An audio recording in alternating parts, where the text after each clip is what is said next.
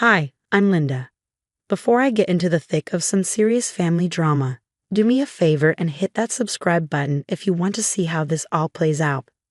At 41, I faced an unexpected twist in my life, not just with my husband Jacob, but with his family as well.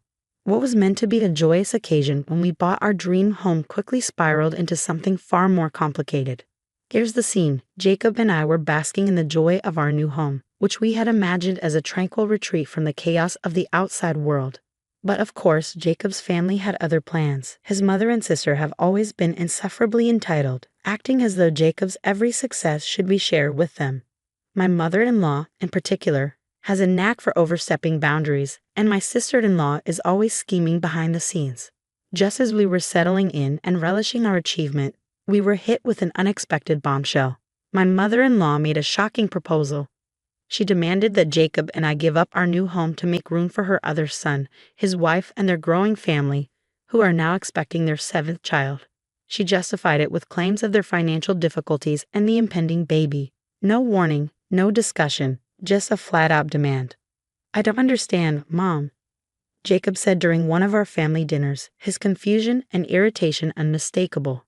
"Why would you think we'd agree to something like this without even discussing it with us first?" Jacob's mother, ever ready with an answer, tried to downplay the situation. "Well, it seemed obvious to me. You have the space, and they need it more right now. And you thought it was acceptable to decide what we should do with our home without even asking us." I couldn't mask my frustration. Her presumption was beyond infuriating. "It's family, Linda. You support family," she snapped, as if it were the most self-evident thing in the world. "But at what cost?" I fired back. "We worked tirelessly for this. It's our home, not a temporary haven for anyone who needs it." The conversation quickly escalated as Jacob's sister joined in, backing up their mother.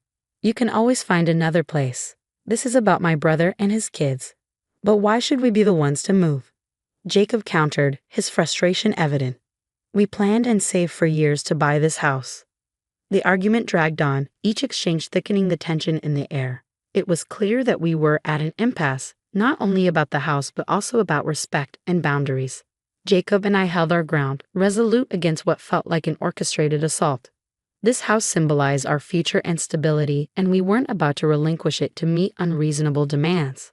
As the evening drew to a close, the divide between us had widened. Jacob and I were more determined than ever to chart our own course, rather than bowing to the relentless pressure from his family. It was a pivotal moment for us, marking the beginning of the conflicts we knew lay ahead. "No, Mom, we can't let you dictate our lives like this. It's not fair to Linda or to me," Jacob said firmly, though the strain was evident in his voice. "Jacob, this is about family helping family. Why can't you understand that?" His mother retorted, her voice growing louder with each word. "I understand that, but not at the cost of our own happiness and stability."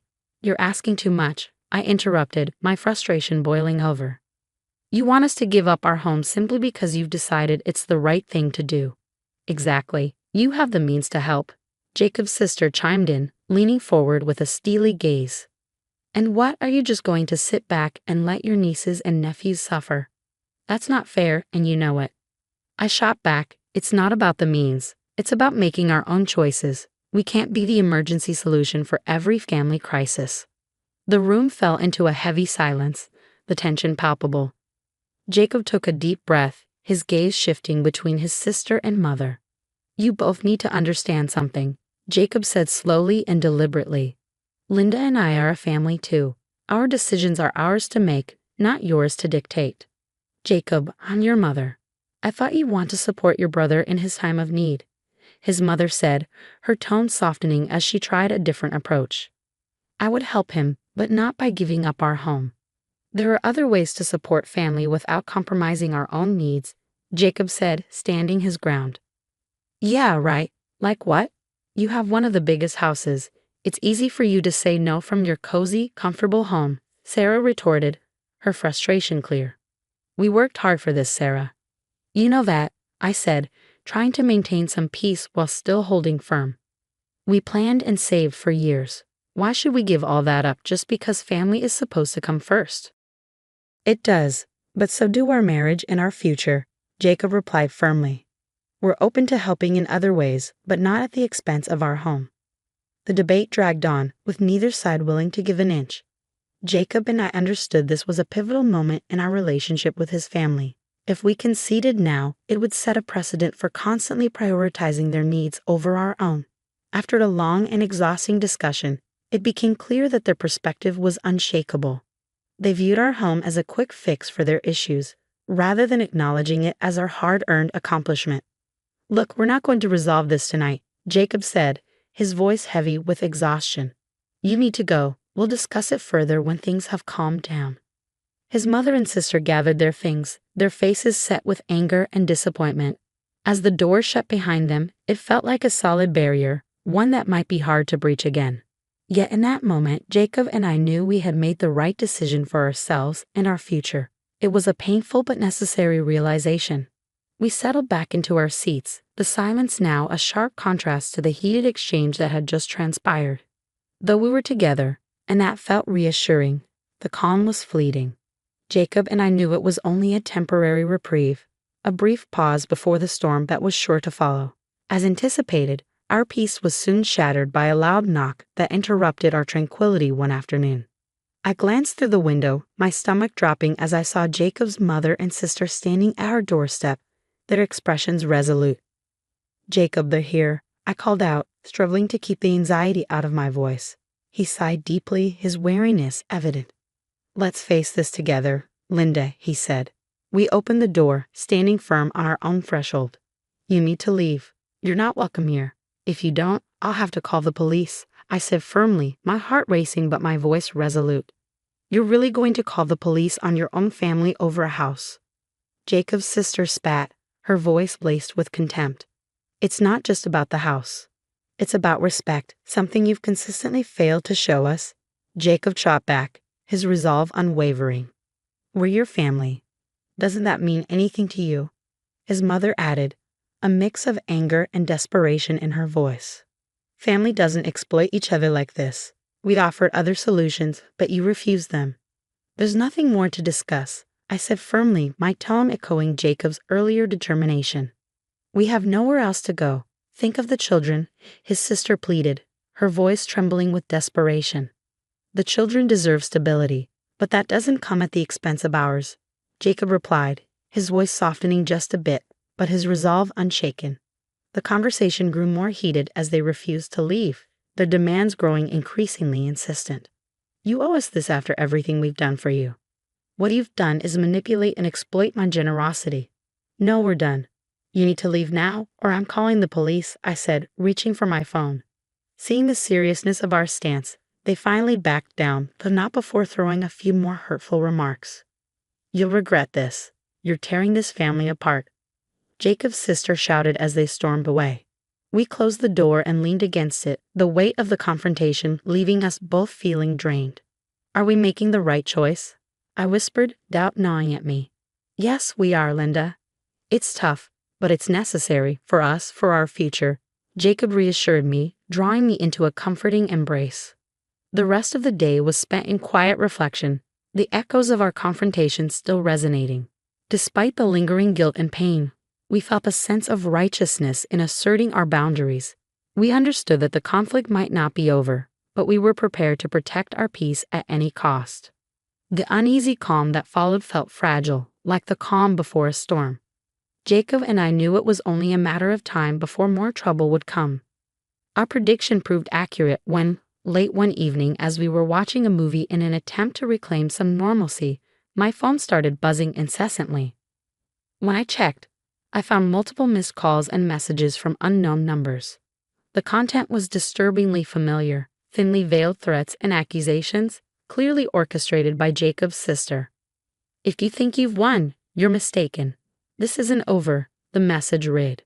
I handed the phone to Jacob, who looked increasingly concerned as he read through the threats and accusations. "This is harassment. We can't just ignore it," he said, frustration evident in his voice. "Let's avoid giving them the reaction they're aiming for. We should document everything and consult a lawyer tomorrow," I suggested, trying to stay practical despite my rising anxiety. The next morning, we met with a lawyer and explained the situation while showing the messages. Keep detailed records and consider seeking a restraining order if this continues, the lawyer advised. This is no longer just family conflict, it's escalating into harassment. Armed with legal advice, we felt a bit more empowered, but the strain of the family conflict was weighing heavily on us. That afternoon, as we discussed our next steps, Jacob received a call from his mother. "You've gone too far, bringing in lawyers. Can't we just resolve this like a family?" She pleaded through the speakerphone. "Mom, we made an effort to address this calmly, but you and Sarah crossed the line with those messages. We're taking the necessary steps to protect ourselves," Jacob replied, his voice tinged with both sadness and determination. "But we're family. Doesn't that mean anything? Why can't we resolve this among ourselves?" Her voice wavered, revealing her desperation. "Family doesn't threaten each other. We asked for respect, but instead, we faced harassment. That's why it's crucial to set firm boundaries," Jacob responded. I joined Jacob in supporting his stance. The call ended with his mother in tears, but Jacob remained resolute. "Linda, I hate that it's come to this, but I feel like we have no other choice." "I understand, Jacob. It's tough, but we have to protect our peace." That evening, we took extra steps to secure our home, installing cameras and updating our security system. It was disheartening to accept that such measures were necessary, but our priority was our safety and well-being. As days turned into weeks, the tension eased. The messages stopped, and the silence from Jacob's family, though bittersweet, brought a sense of relief. We started to rediscover the joy in our home, spending our evenings remodeling the kitchen, tending to the garden, and enjoying movies without the looming threat of conflict. Through it all, the challenges we faced only strengthened our bond, reinforcing our commitment to protect our marriage and home against any opposition. Despite the difficulties, we stayed united, a testament to our love and resilience. The newfound quiet that settled over our home allowed Jacob and me to finally relax, savoring the sanctuary we had fought so hard to defend. However, that peace was interrupted one crisp morning when a familiar car pulled into our driveway. It was Jacob's mother, alone this time, her expression solemn and uncertain as she approached our front door. As Jacob opened the door, the tension was palpable. "Mom, what are you doing here?" Jacob asked cautiously, his tone guarded to avoid reopening old wounds. "I've come to apologize," she began, her voice wavering slightly. "I've had a lot of time to reflect on everything that's happened."